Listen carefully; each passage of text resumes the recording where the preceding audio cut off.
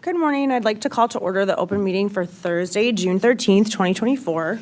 I will now ask the Commission Secretary for information on today's agenda. Each commissioner has independently reviewed the minutes of the open meeting of Tuesday, June 4th, 2024, and each has informed me there is no need to discuss the minutes. I move we approve the minutes for the meeting of Tuesday, June 4, 2024. Second. All in favor? Aye. Has independently reviewed the agenda, and each has informed me there is no need to discuss the notices associated with agenda items 2 through 9 or the draft final decision in docket 5 AE 249 associated with agenda item 10. I move we approve the notices of investigation associated with agenda items 2 through 6. Second. All in favor? Aye. I move we approve the notices of proceeding associated with agenda items 7 through 9. Second. All in favor? Aye. In docket 5 AE 249, I move we approve the final decision conditionally approving an affiliated interest agreement between American Transmission Company LLC and Wisconsin Power and Light Company for work related to the Rock County Reliability Project. Second. All in favor? Aye.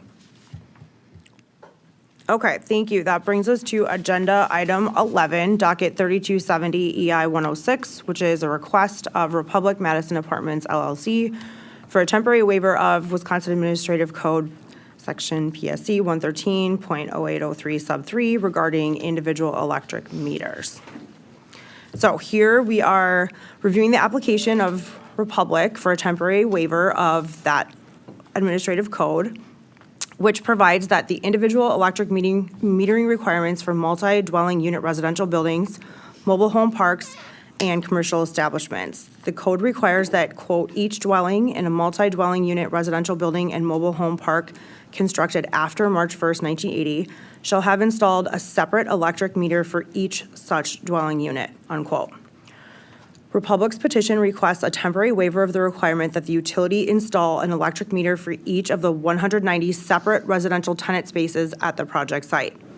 This request is the second application submitted by Republic for a waiver of the individual metering requirements for the same property. In docket 3270 EI 103, the Commission considered Republic's application for a permanent waiver of individual metering requirements and denied the request in its final decision dated March 26, 2024. In that docket, the Commission determined that the application did not meet the criteria for a permanent waiver. The Commission concluded that the property did not merit a waiver under Wisconsin Administrative Code Section PSC 113.0803 sub 5 because the record did not demonstrate that the equipment under tenant control was substantially more efficient than required by applicable codes, or that the overall electric usage under tenant control was minimal. Moreover, the Commission determined that the applicant did not demonstrate, quote, exceptional or unusual circumstances, unquote, which would merit a permanent waiver under Wisconsin Administrative Code Section PSC 113.01 sub 2. In the docket before us today, Republic is instead requesting a temporary waiver to move forward with the completion of all project construction activities and to allow tenant occupancy prior to the installation of all individual metering equipment.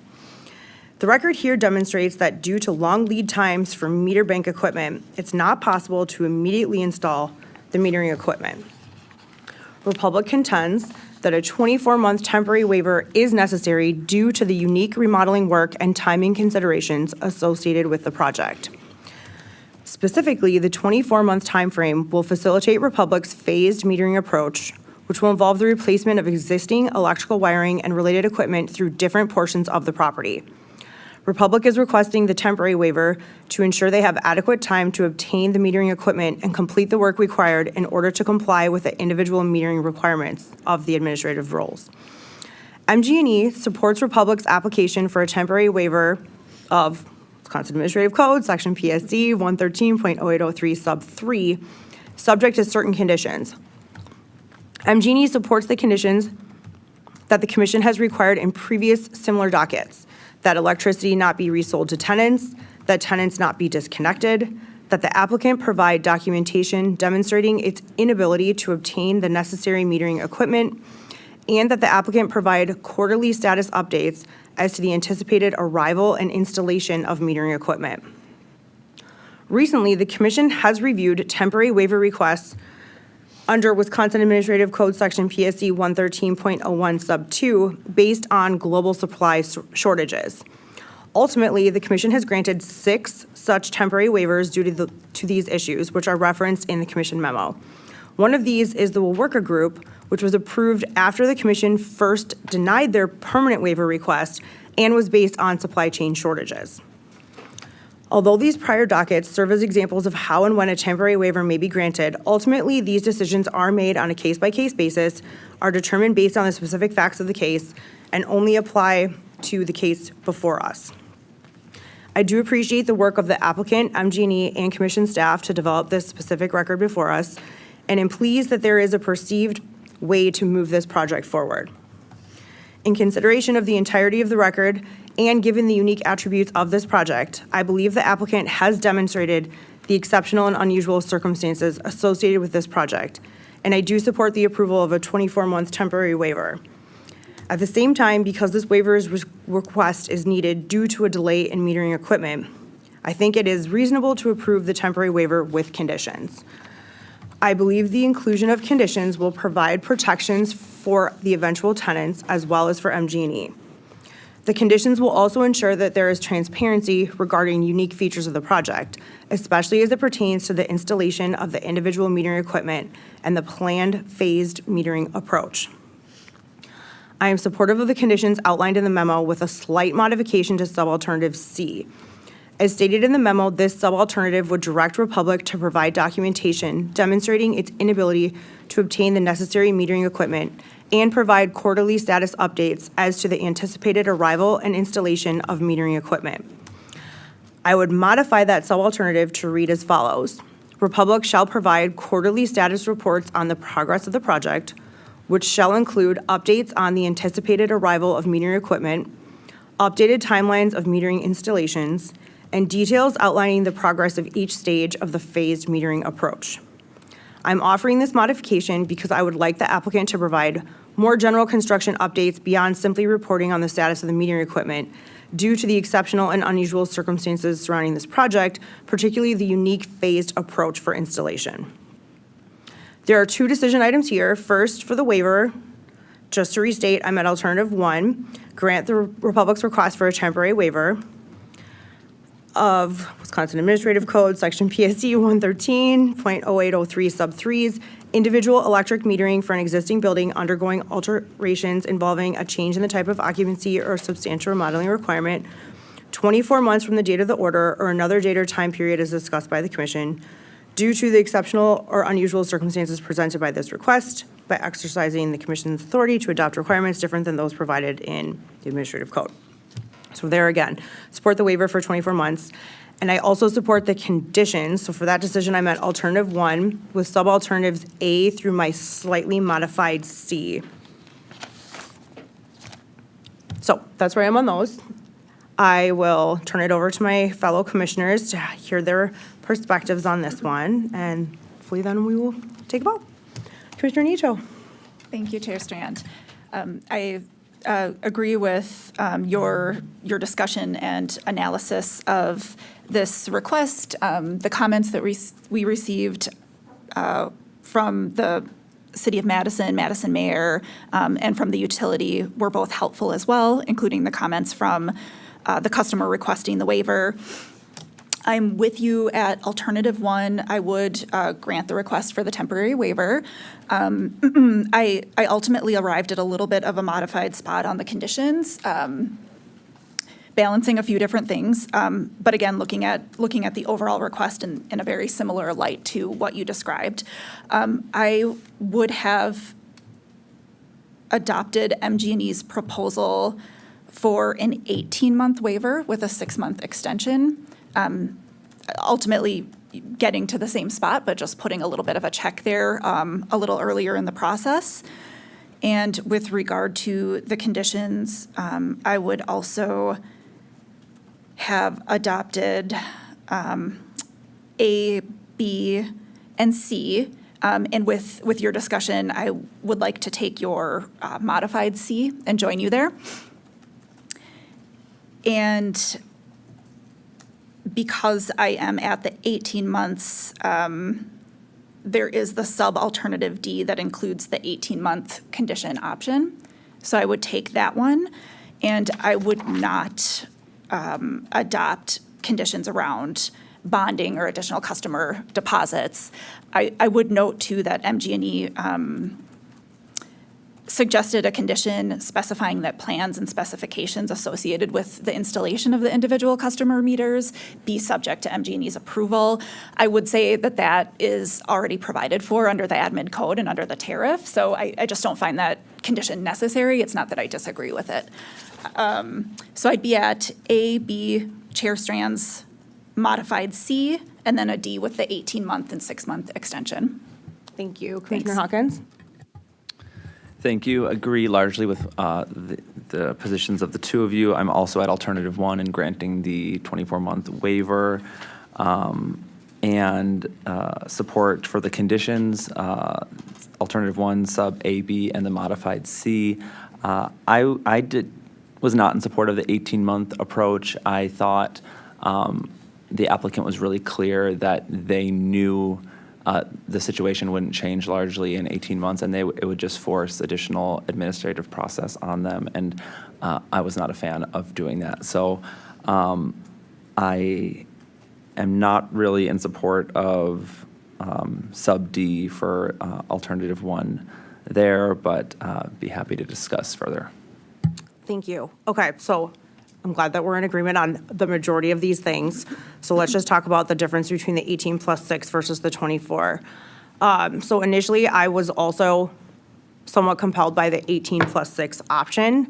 However, I 100% agree with what Commissioner Hawkins said about the applicant being fairly clear that it was not going to be done in 18, and because of the detailed phase proposal that they put together over the 24-month period, I felt that they had a fairly good handle on how much time it was going to take and that the 24 was reasonable given that phased approach.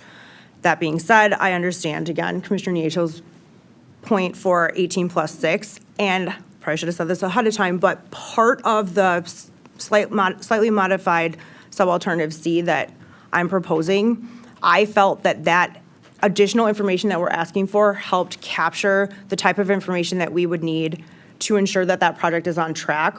Whereas if we did the 18 plus 6, I think making them come back at 18, like Commissioner Hawkins said, would really just be based on, the information that they're putting together in their quarterly reports. And so if they're staying on track and reporting and filing the reports as necessary, including the information about construction progress overall, that's the kind of information that would get me to being comfortable with the 24. So since we are going to require that, I think I trust that the applicant will stick to their phased approach, and instead of overly burdening them by 18 plus 6 and having them come back, I'm comfortable that the slight modification to sub C will get us the information we need to ensure that 24 months is happening. We always can call them back in if we're having issues with any of the information that we see in the reporting requirements. I think they are incentivized to stay on schedule for a number of reasons, especially because if you get off schedule, there goes your budget. So I'm going to stay at 24 for those reasons. But again, I'm really happy that we're all in very close agreement on everything else. And I can join you both at the 24 for those reasons. I do think your modified condition covers what I was looking to capture a little bit with that 18-month checkpoint. Exactly. So it resolves it. Okay, thank you so much. Thank you. And just one further, I'm assuming you're all with sort of the standard 24 months from the date of the order? Yes. Yes. Okay, thank you.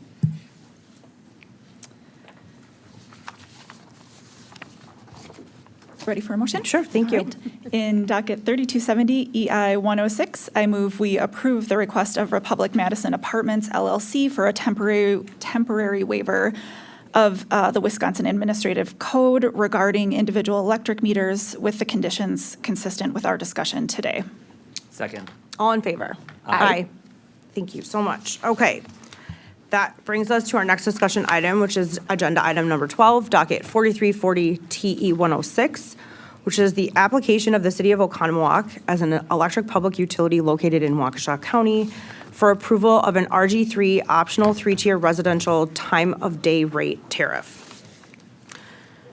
This application is requesting approval of an RG3 optional three-tier residential time of day rate tariff. The applicant's proposed RG3 service is designed to encourage participating customers to shift electric usage from the most expensive to the least expensive hours of the day. The applicant contends that the rate will be particularly attractive to customers that charge electric vehicles at home with level 2 chargers. The commission recently authorized a substantially similar tariff for the Waunakee utilities in docket 6260 TE 111. To achieve its objective to encourage customers with EVs to charge during hours that do not coincide with the applicant's monthly peak demand, the applicant is proposing 3 pricing tiers: peak, off-peak, and standard. The rates associated with these tiers are intended to incentivize customers to shift usage from the most expensive hours to less expensive hours under the applicant's wholesale contract with WIPI. As customers shift load from the applicant's typical monthly peak hour, the applicant would then pay a lower wholesale demand charge, which then lowers its purchase power expense. Commission staff noted that they did not identify any specific concerns with the proposed rate design and that the structure of the design is consistent with the previously approved Waunakee Utilities RG3 tariff. Given the optional nature of the tariff and its targeted audience, the applicant has stated that it plans to inform customers that the RG3 time of day rate is available through bill inserts, the applicant's website, social media, and the local newspaper. The applicant would also directly reach out to customers that are known to own EVs and emphasize that customers can save money by shifting from peak hours to off-peak hours. The applicant proposes reviewing RG3 participation and usage results annually and filing those results publicly with the commission. The applicant specifically referenced 3 performance goals of the program, as well as 4 performance metrics, which are outlined in the staff memo. The memo also referenced an additional reporting requirement that would require the applicant to report on the number of customers electing to take service under RG3 that have in the past taken service under RG2. This additional reporting requirement was included in the Waunakee RG3 final decision. Ultimately, I am supportive of this program proposal. I believe these enhanced time of use pricing structures can lead to positive results for participating customers and for the utility, and represent an innovative approach to energy savings. At the same time, I am interested in learning more about the program and whether or not this specific rate structure can successfully achieve its stated goals and objectives. In its initial approval of the Waunakee RG3 tariff, the commission also expressed an interest to learn more about the RG3 tariff program through an evaluation of actual data before delegating authority on future decisions to the division administrator. To date, the Waunakee RG3 program reporting has not been filed, which means we don't have data on file to analyze and compare to the stated goals and performance metrics. Doesn't mean that they're late, they just didn't have to submit it by a certain date, so we don't have it yet. Absent that evaluation, I am not in favor of delegating authority at this time because it would be premature and inconsistent with the precedent established in the Waunakee decision on a substantially similar program. I will note that the applicant has proposed to review RG3 participation and usage results annually and file those results with the commission. I would direct the applicant to file those results by April 1st of each year, but I would also be comfortable directing staff to work with the applicant on setting the best filing date for them both. With a clear reporting timeline or deadline, which we did not have in the Waunakee decision, this commission or future commissions will have actual data to review if and when a similar tariff comes before us or them. At that time, I believe we will be in a better position to make an informed decision regarding delegation. Therefore, there are 3 decision items before us. First, for the evaluation and reporting, I am at a modified alternative 2 for evaluation and reporting with the inclusion of an April 1st reporting deadline or directing the applicant to work with staff on the best timing. So I'm flexible on that and interested to hear your comments on that. For the approval decision, I'm at alternative 2, accept the applicant's 3-tier time of day rate with conditions. And for delegation authority, I'm at alternative 2, do not delegate for the reasons I specified. And now we'll hear from Commissioner Neto on this one. Thank you, Chair Strand. I was looking at this in a very similar way as well. I would be at, under the evaluation and reporting conditions, a modified alternative 2 as well. I did have one question on your April 1st versus best date as established working with staff. In setting a date certain, such as April 1st, were you looking to anticipating additional requests coming in of this nature and looking to have them all filed by April 1st? So we're getting a set of reporting data by the same date? Or was there another? Good question. So initially, April 1st, because I believe that either the applicant and/or WIPI have other reporting requirements that are due at that time, and so it would streamline the timing of their reporting process. I believe that there's also a May 1st deadline associated with some of those other reporting requirements that could work. Because I'm also flexible with what our staff and what the applicant feel comfortable with for timing, that's why I also wanted to leave that option open where if we don't want to put in the April 1st date certain, directing the applicant to work with staff to pick a date that would then go into the order so that we do have this information coming at a specific time to then analyze for the efficacy of the program.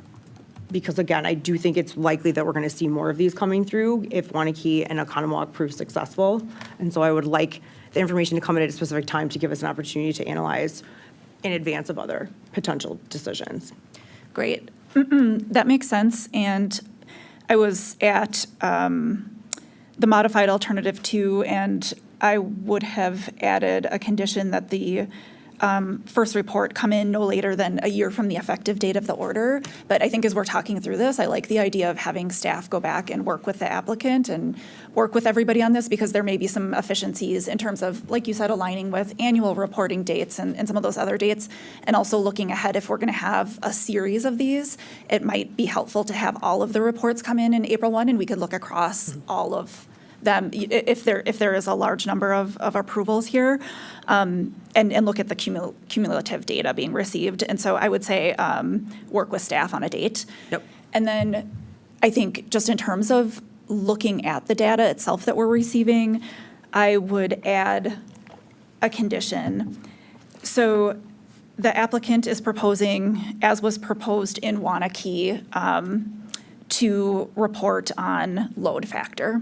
And I think a little bit more of a precise metric that might help us in evaluating these, especially if we can evaluate a number of them side by side, would be a condition that the applicant provide reports on the number of customers electing to take service under RG3, the residential class that the customer transferred from, and the total monthly KWH shifted into different pricing periods as compared to the enrolled customers' baseline amounts. So we can get a little bit more of a granular look at the shifting being caused by this program as compared to a broad look at the utilities load factor in that regard. I would add that your condition on working with staff on a date, and then again, that additional condition suggested by staff under alternative 2, including the additional reporting on number of customers electing to take service under RG3 that have in the past taken service under RG2. In terms of approval of the 3-tier residential TOD rate, I was also at alternative 2, accepting it with conditions. And in terms of delegation, for the exact same reason, I was at do not delegate at this time. Thank you.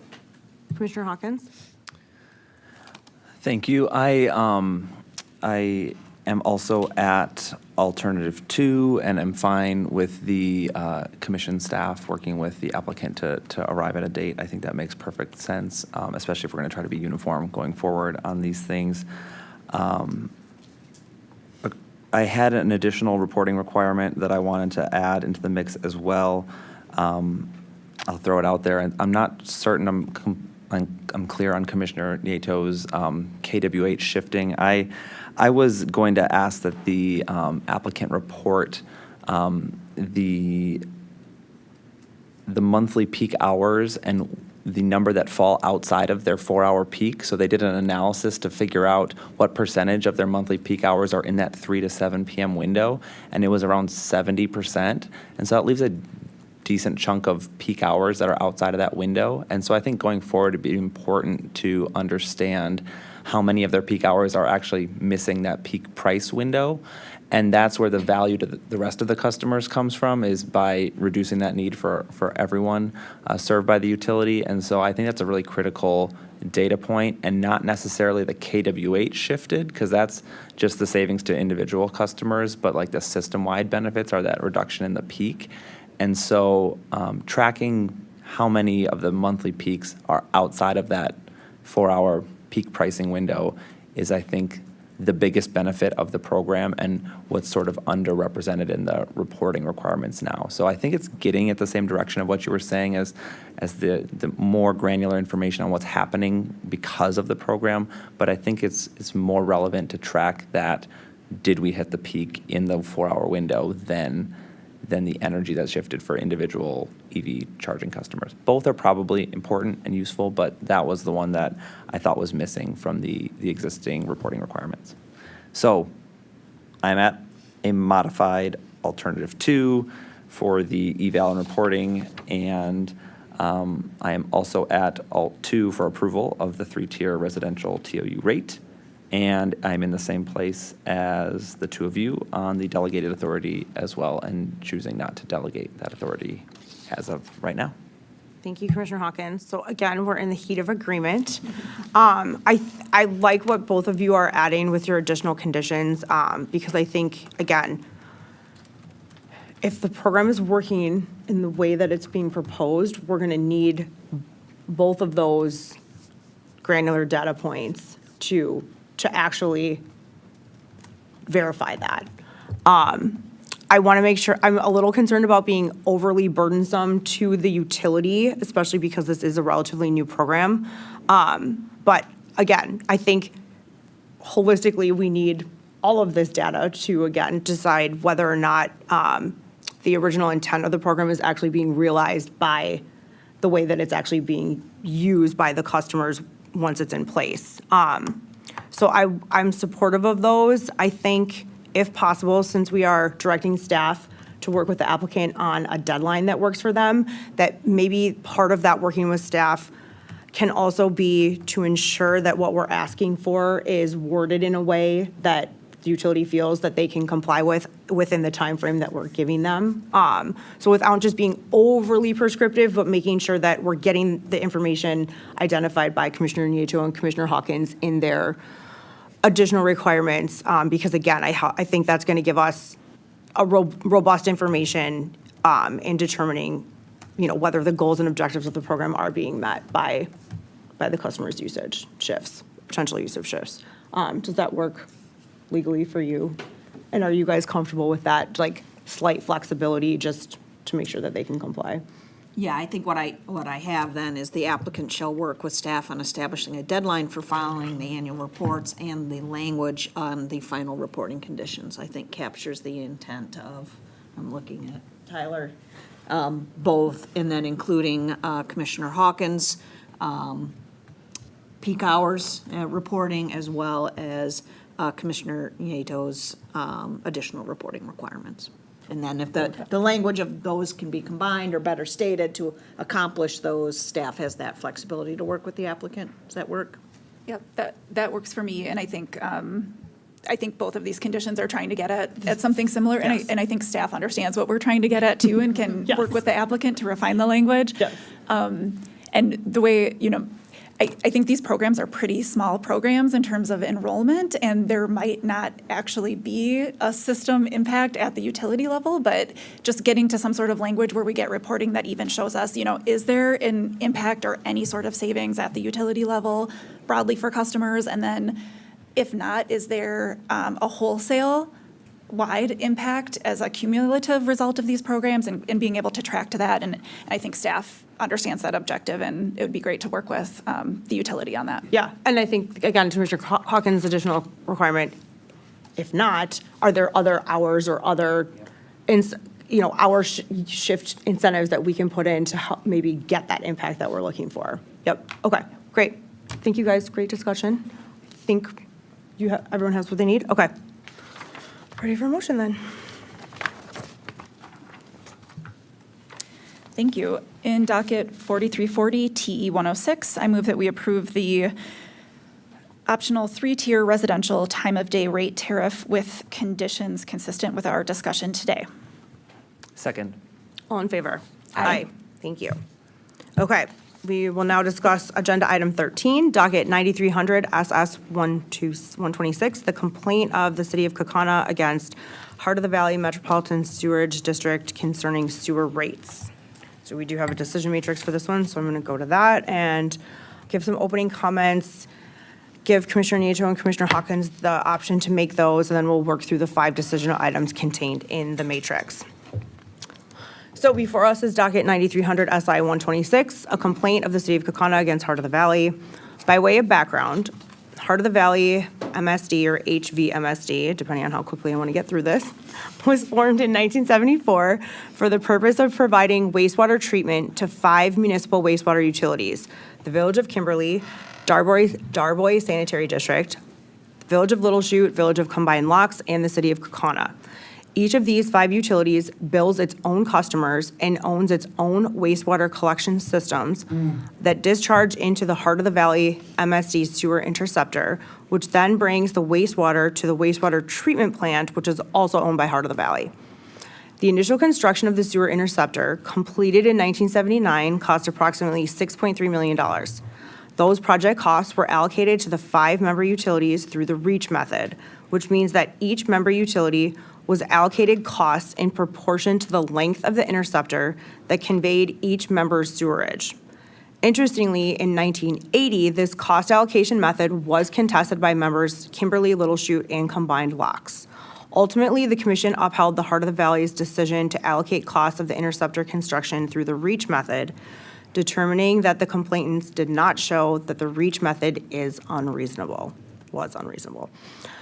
Now, Heart of the Valley MSD plans to install a liner inside portions of the 5.5-mile interceptor and make improvements to manholes in order to extend the interceptor's useful life by another 50 years. This project work is estimated to cost $21.5 million. HVMSD voted by a vote of 4-1 to allocate the project cost of this project to the 5 member utilities using the volume method, which is based on the volume of flow generated by each member utility as measured at the water treatment plant.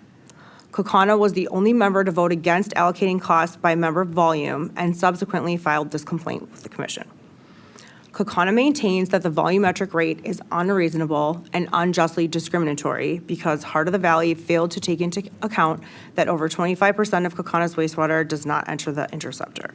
Moreover, Kaukauna argues that the cost allocation methodology for the interceptor project is unreasonable and unjustly discriminatory because it only uses a small portion of the interceptor. Finally, Kaukauna argues that the proposed rates are in violation of Wisconsin Statute Section 200.13 sub 3 sub B, as they are not based on the cost of service rendered.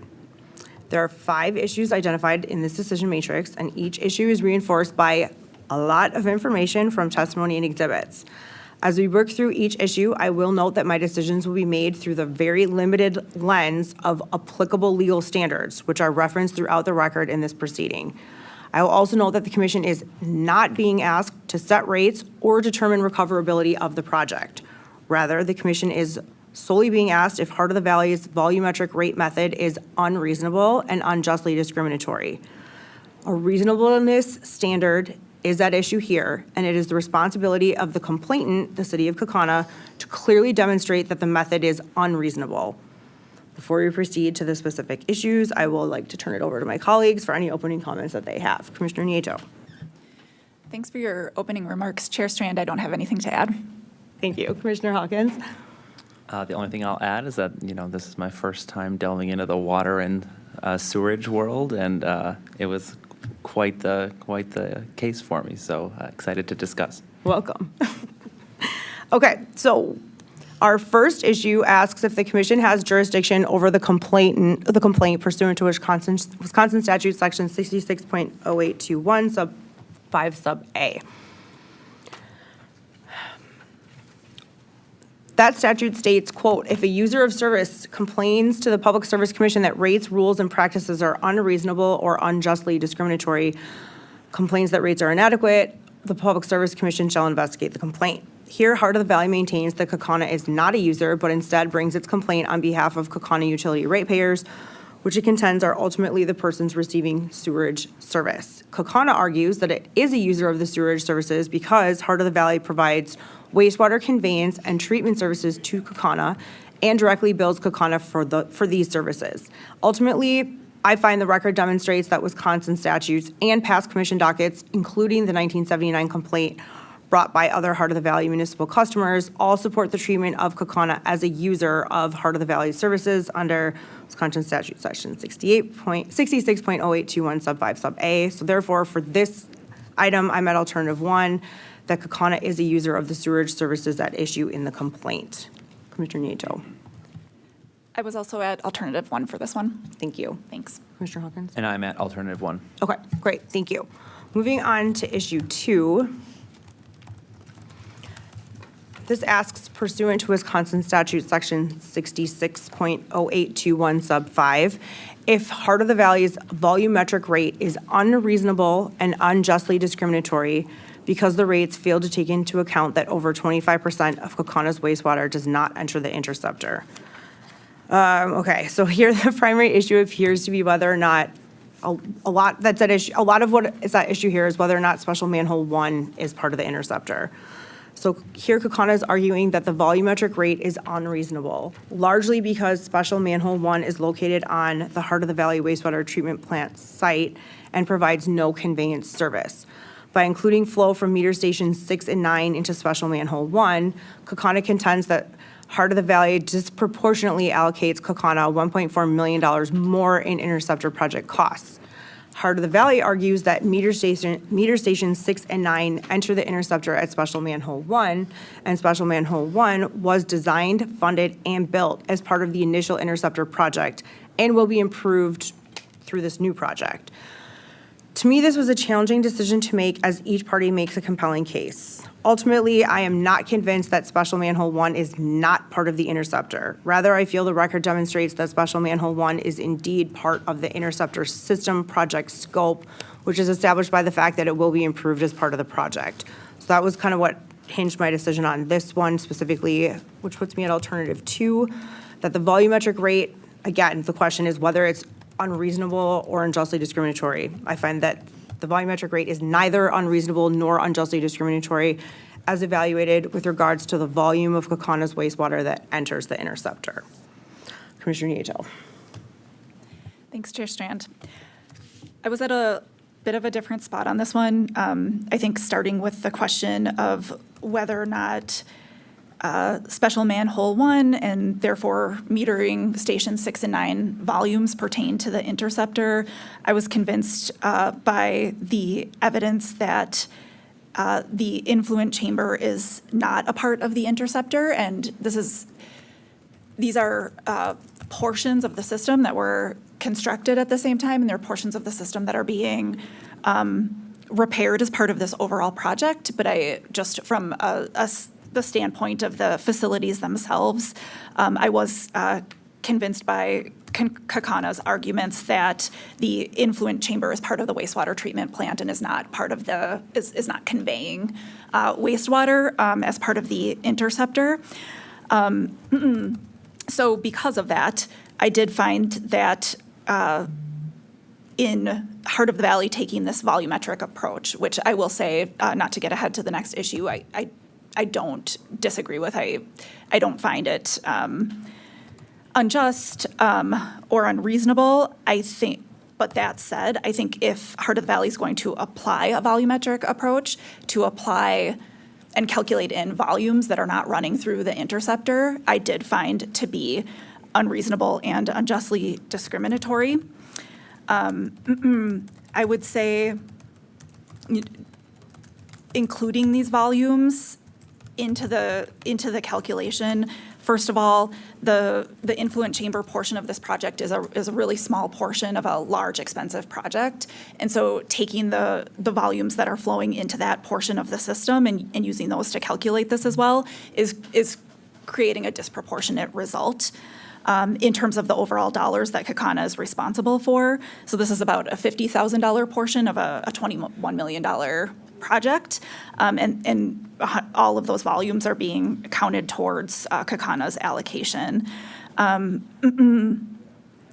I would say that the respondents' two witnesses testified that each member of Heart of the Valley receives the same level of service as the other. They're each receiving wastewater.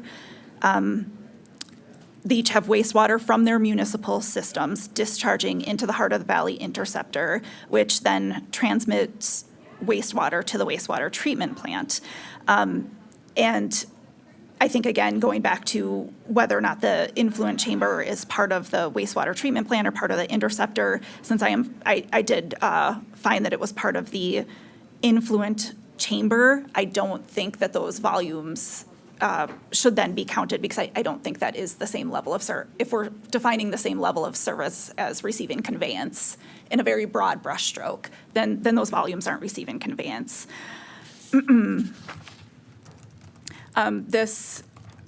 This particular decision point on the volumes going in through the influent chamber does result in $1.4 million more being allocated to Kakana. And I'll leave it there, but for those reasons, I found this portion to be unreasonable. Thank you. Commissioner Hawkins? Thanks, Chair Strand. And similar to you, I did struggle with this one a little bit, and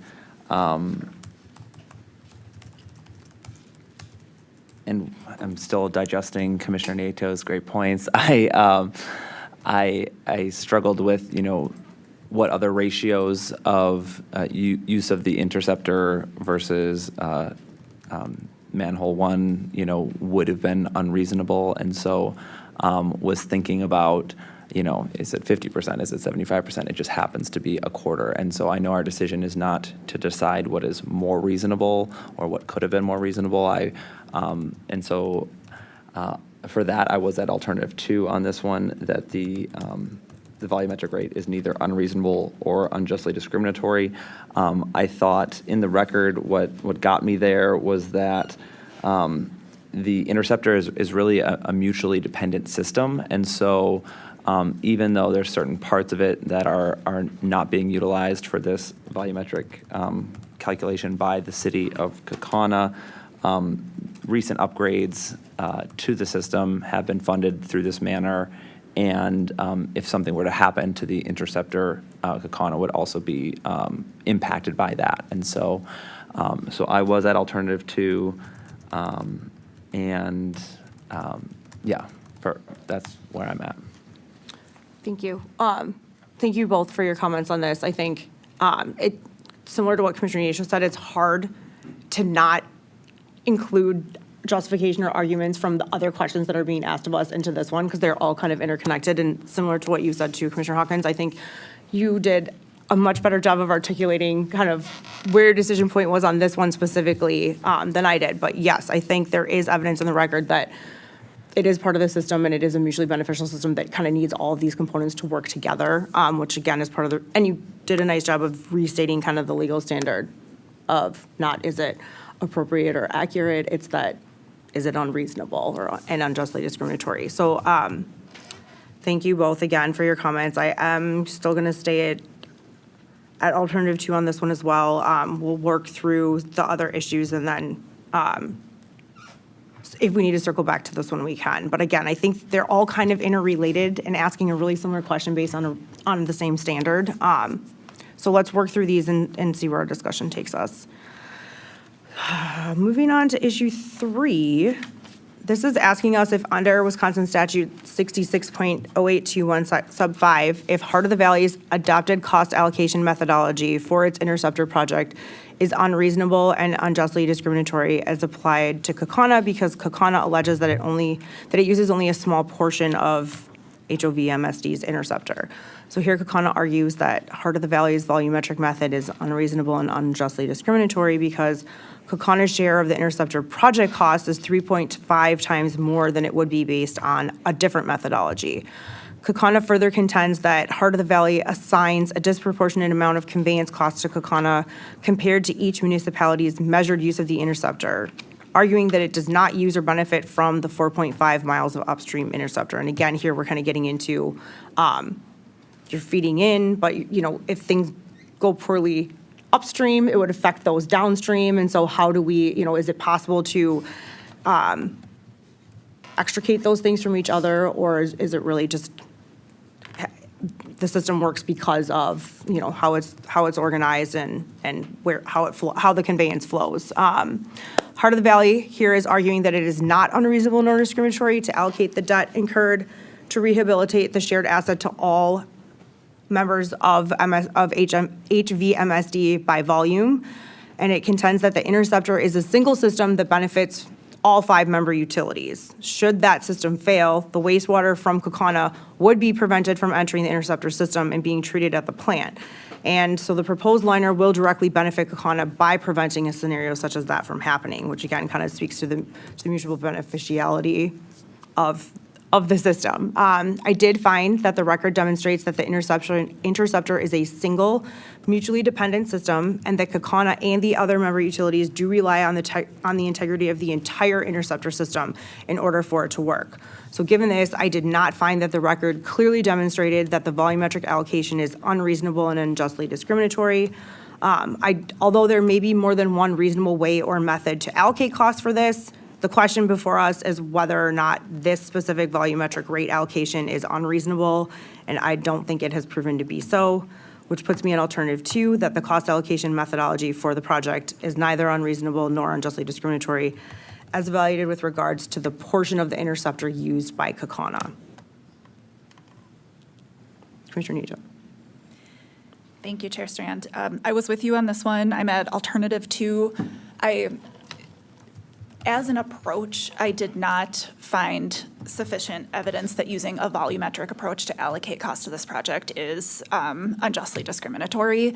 I think using a volumetric approach is a pretty broad brushstroke to a project that has some very specific granular project budget details and a small number of customers. I don't think it would have been too difficult to get to a more precise method, but like you said, we're not here to substitute our own judgment and our own decision-making for the sewerage districts. We are giving a degree of deference to the rate-setting authority in this regard, and we're really looking to see if that volumetric approach is unjustly discriminatory or unreasonable. I didn't find it to be unreasonable, and I think the only portion I found to be unreasonable was to allocate those volumes that I didn't find to pertain to the project. So on this one, I am at alternative 2.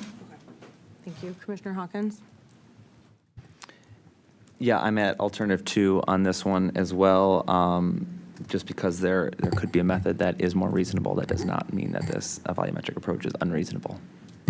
Thank you. The only other thing I'll add on this one, even though we're in agreement, is just that we did have testimony in the record from one of Heart of the Valley's witnesses that when sewer rehab and replacement, so like these subsequent infrastructure projects post-initial construction are undertaken, that it typically or commonly volumetric wastewater flow is a method that's used. Again, we're not weighing in on the appropriateness of this method specifically, just whether or not it's unreasonable. But that did kind of help my decision with this specific issue and some of the other ones as well.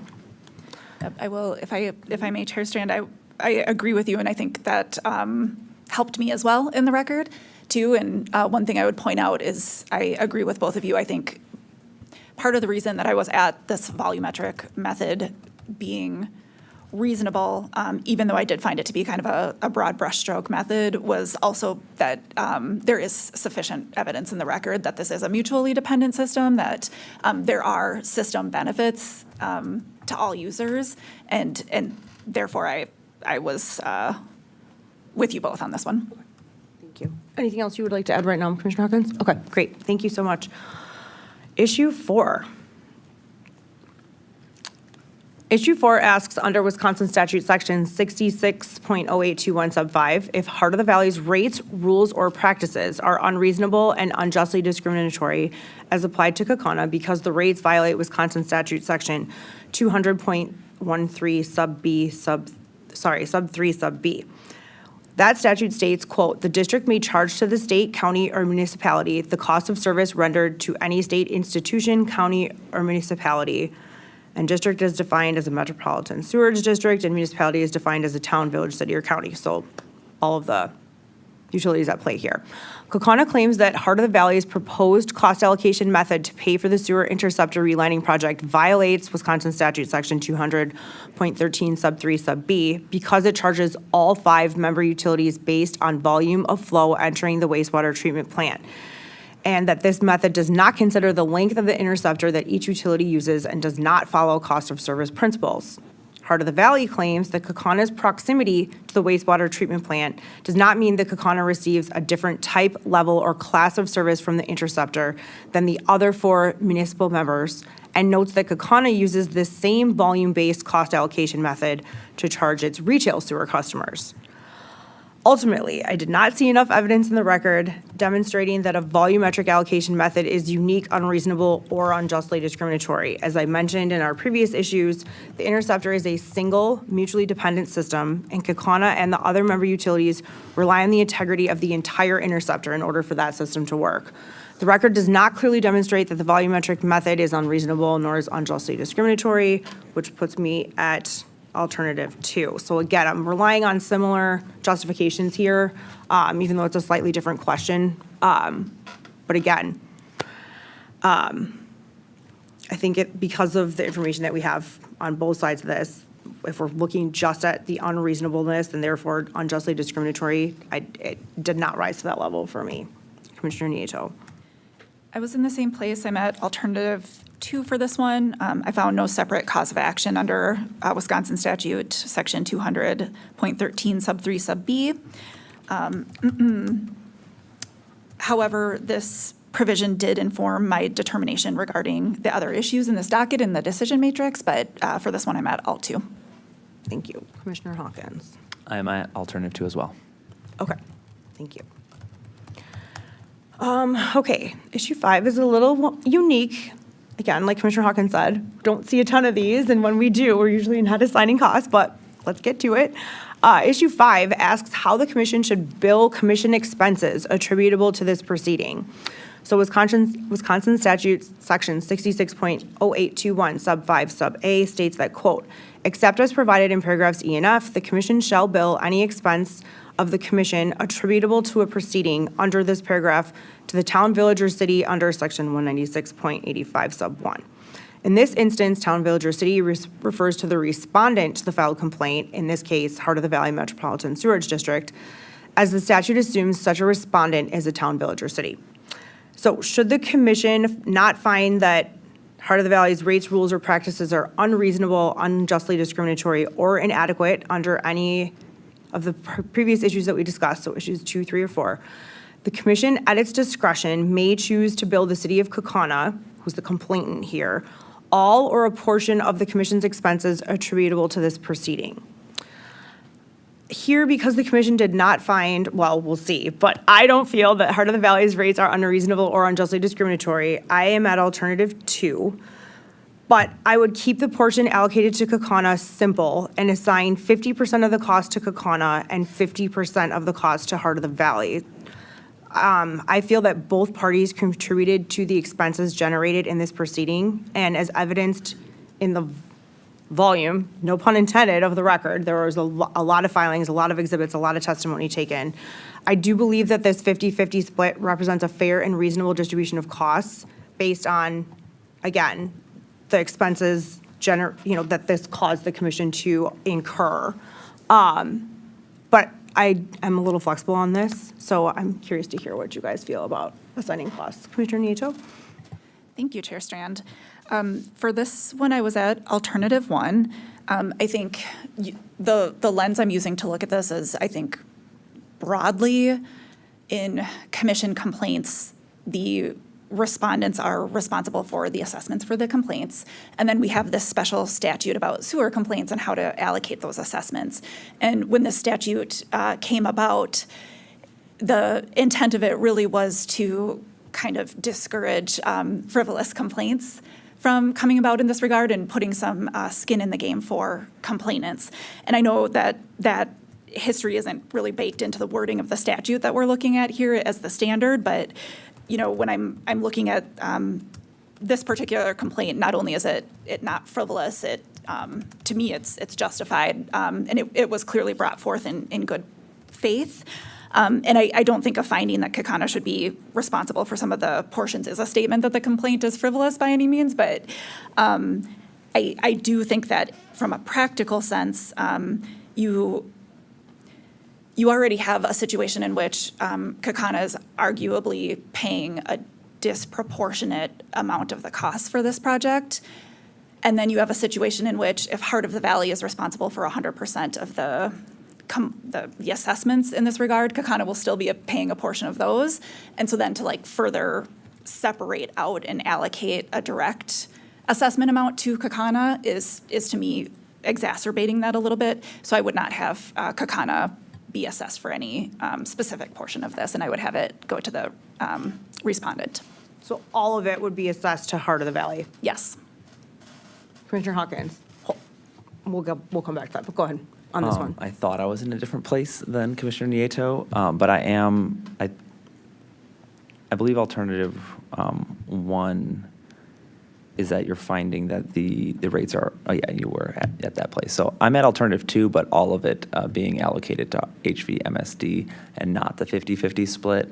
I agree completely with Commissioner Nieto that the complaint is far from frivolous, and that I think allocating the cost to the respondent sends a good message that through their own rate-making process, they should find ways to work together to come to outcomes that do not lead to a complaint. And so, in allocating an additional percentage to Kakana, I think that sends the wrong message, and I would be at alternative two, but at allocating 100% to the HVMSD, and then that, as Commissioner Nieto was explaining, already has a portion that would get allocated to Kakana. Okay, so I think that would be a slightly modified alternative two, because it's going to 100% to HOV MSD rather than 100% to Kakana. Right, because it says the commission will bill the city of Kakana for a portion, and the remaining portion would go to HOV MSD. So if Commissioner Hawkins wants, yes? It would be alternative two, but the portion is 0%. Right. Yeah. Okay. And 100% to HOV MSD? Yep, okay. And still under the guise that we did not find the rates, rules, or practices to be unreasonable or unjustly discriminatory? Correct. Okay, so I can join you with that based on your arguments, but also based on your arguments that Kakana is going to be charged anyway through HOV, as a member of HOV MSD, so not hitting them twice. And part of the reason why I initially was at a 50-50 split, because I felt that if we did find that it was not unreasonable, that we were kind of adding insult to injury to Kakana by then hitting him for 100% of those expenses. But I think both of your ways to get there kind of get us to a similar result without double charging, for lack of a better term. But again, I just want to be clear that I believe Commissioner Hawkins and I are at the point of not finding the rates, rules, or practices unreasonable or unjustly discriminatory, which is probably an important distinction to make for the final order and final decision. But I don't want to speak for you, so go ahead. Just to the question of unreasonableness. Yes, Okay. still there. Okay. Do we need to, yes, go back. Yeah, I just need to know, Commissioner Nieto, if on issue No. two you'll dissent. I'll dissent on issue two. Great. But not on the assessment. Okay, And I'm just looking at staff. I think we've got what we need. Yep. great. Okay, so I think we're ready for a motion then.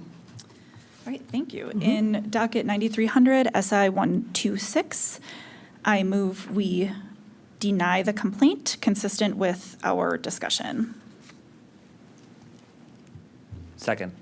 All in favor? Aye. Aye. Those opposed to issue two? No. Great. Okay. Thank You guys you. have what you need? Awesome. Thank you so much for that great discussion. So doozy. At this time, I move that we, oh, sorry, Commissioner Nieto, we need to move a motion from you on closed session, please. Yes, thank you. Pursuant to Wisconsin statute section 19.85 sub 1 sub G, I move that we go into recess and into closed session to discuss the litigation matter noted on our agenda with legal counsel. I second. All in favor? Aye. Aye. Aye.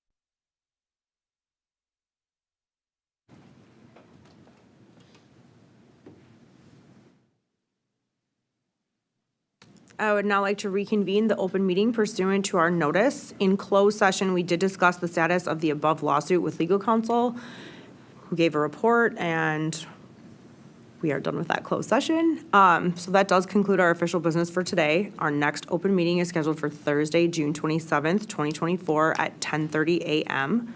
May I have a motion to adjourn? I move we adjourn until Thursday, June 27, 2024 at 10:30 a.m. Second? All in favor? Aye. Thank you. We're adjourned.